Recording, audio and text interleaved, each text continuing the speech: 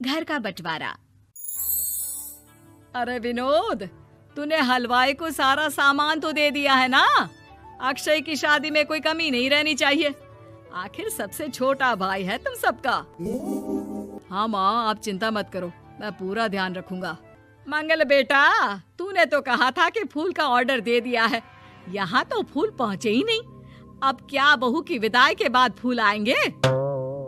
माँ, मैंने अभी बात की है फूल वाले से, वो रास्ते में ही है।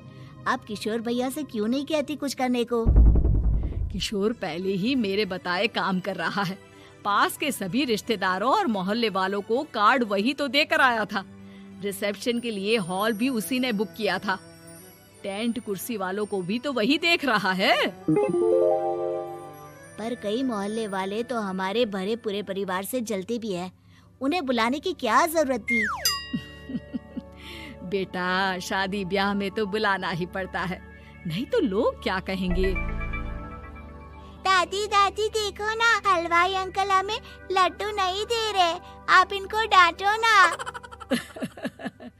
अरे चैन सुख दे देना बच्चों को लड्डू, क्यों तंग कर रहा है इन्हें? बीबी जी, मैं कहाँ मना कर रहा हूँ, लेकिन लड्डू बनते ही ये बच्चे उठा उठा कर खा लेते हैं। अरे मैं तो इन्हें थाल में रख के परोस भी नहीं पा रहा। भागो, अब कोल्ड ड्रिंक पीने चलते हैं। भागो भागो, अब कोल्ड ड्रिंक पीने चलते हैं। जैसे कि आप देख रहे हैं, आज इस घर के सबसे छोटे बेटे अक्षय की शादी है। घर में बहुत चहल पहल है। कुलभूषण की बीवी कमला को फुर्सत ही नहीं है कामों से, लेकिन कुलभूषण और घर के बाकी लोग कहाँ हैं? आइए देखते हैं। अजी, आप यहाँ आराम से बैठकर गाने सुन रहे हो और घर में अभी तक इतने काम बचे हैं करने को। अरे भाई, मेरे सबसे छोटे बेटे की शादी है, इसके बाद तो मैं अब चिंता मुक्त हो ही जाऊंगा। और फिर घर में तुम हो, बेटे बहुएं हैं, तुम लोगों के होते हुए मैं क्यों काम करूं? मैं तो शान से बेटे की शादी में जाऊंगा तैयार होकर। अरे ठीक है, अब आप आराम ही कीजिए। एक बार अभिषेक की बीवी आ जाए, फिर मैं भी आराम करूंगी और मेरी चारों बहुएं पूरे घर की जिम्मेदारियां संभाल लेगी।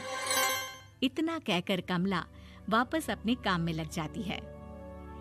बेटा भी, तू अब तक तैयार नहीं हुआ? किससे बात कर रहा है फोन पर? तैयार कैसे हूँ? सैलून जाने से तो आपने मना किया है, क्योंकि मुझे हल्दी लग चुकी है। भाभीयों को देखो, सुबह से पार्लर में है। अक्षय की शादी हो जाती है और नंदिता बहू बनकर घर आ जाती है, लेकिन इस घर की खुशियों को मानो किसी की नजर लग गई थी। नंदिता के आने के बाद आए दिन घर की शांति भंग होती रहती। अपने माँ बाप की इकलौती बेटी को इतने बड़े परिवार की जिम्मेदारियां कहाँ संभालनी थी? अभी देखो ना, मेरे हाथों की मेहंदी भी अभी नहीं उतरी है और तुम्हारी मम्मी ने मुझे घर के कामों में लगा दिया। मैंने सोचा था कि घर की सबसे छोटी बहू होने के कारण मुझे सब पलकों पर बिठा के रखेंगे, पर यहाँ तो पलक झपकने की भी फुर्सत नहीं मिलती। देखो नंदू, शादी के पहले ही मेरे घर वालों ने तुम्हें और तुम्हारे पेरेंट्स को बता दिया था कि मैं जॉइंट फैमिली में रहता हूँ, तो फिर अब ये शिकायत क्यों? और फिर तुमसे पहले मेरी भाभी भी तो आई थी शादी करके, उन्होंने तो कभी कुछ नहीं कहा। नंदिता तब तो चुप हो जाती है, लेकिन ऐसा बहुत दिनों तक नहीं चलता। अरे नंदिता, माँ बाबूजी की दवाई का टाइम हो गया है, उन्हें दवाई दी आओ और उसके बाद सबके लिए नाश्ता बना देना। पर भाभी, मैं तो अभी अपना फेवरेट सीरियल देख रही हूँ, प्लीज मेरी जगह आप कर लो ना ये काम। ठीक है, मैं तेरी जगह माँ बाबूजी को दवाई दे आती हूँ और नाश्ता बना लेती हूँ।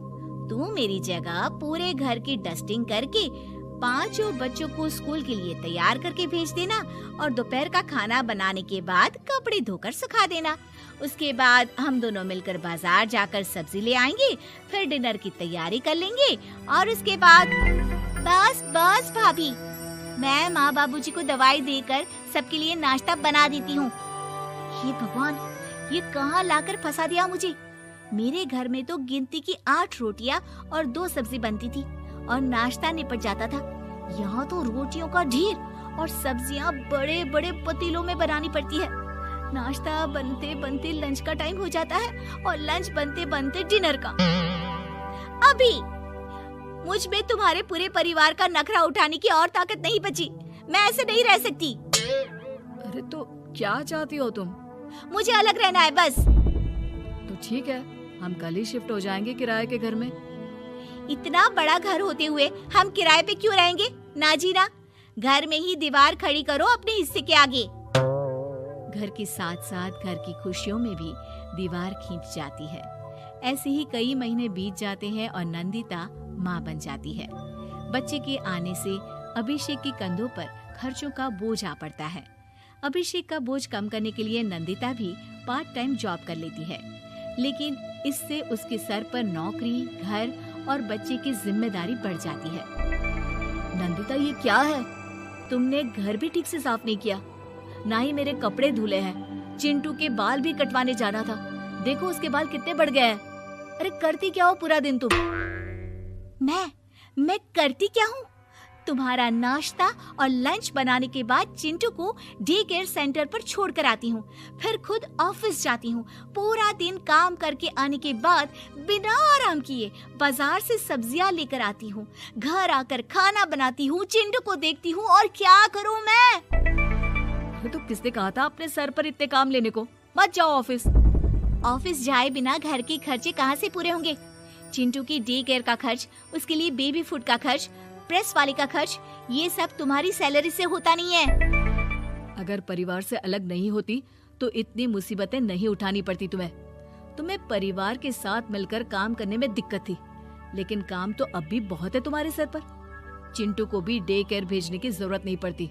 उसको गोद में खिलाने के लिए दादा दादी और घर के सभी बड़े होते। उसके साथ खेलने के लिए उसके भाई बहन भी होते। मेरे तीनों बड़े भाइयों के बच्चे भी बड़े हुए हैं, लेकिन बिना महंगा बेबी फूड खाए, क्योंकि मेरी माँ और भाभियाँ बहुत अच्छे से जानती है कि बच्चे को क्या खिलाना चाहिए। बिजली के बिल जैसे खर्चे भी सब मिलकर बांट लेते थे, लेकिन तुम्हें तो सबसे अलग रहने में ही मजा आता है, तो अब शिकायत क्यों करती हो? बस करो अभिषेक, बस करो। मैं मानती हूँ कि मैं गलत थी। मेरे एक गलत फैसले ने हमें बिल्कुल अकेला कर दिया है सबसे। एक घर में होते हुए भी हम बाकी परिवार से अजनबियों की तरह रह रहे हैं। अभिषेक और नंदिता की सारी बातें घर के बाकी लोगों को सुनाई दे रही थी। तभी कमला बोल पड़ती है। अरे नंदिता बहू, किसने कहा कि तुम अकेले हो? तुम्हारा इतना भरा पूरा परिवार है ना तुम्हारे साथ। हम तो बस ये चाहते थे कि तुम अपनी गलती समझ जाओ। अगर हम तुम्हें समझाते तो शायद तुम ना समझती, लेकिन अपनी गलती का एहसास तुम्हें खुद हो गया है, तो अब तुम समझ चुकी हो परिवार में एक साथ रहने का मोल क्या होता है। मम्मी जी, मुझे माफ कर दीजिए, अब ऐसा दोबारा कभी नहीं होगा। अरे माफी बाद में, पहले मेरा पोता जरा मेरी गोद में तो दे, और तू जाकर सबके लिए चाय बना ला।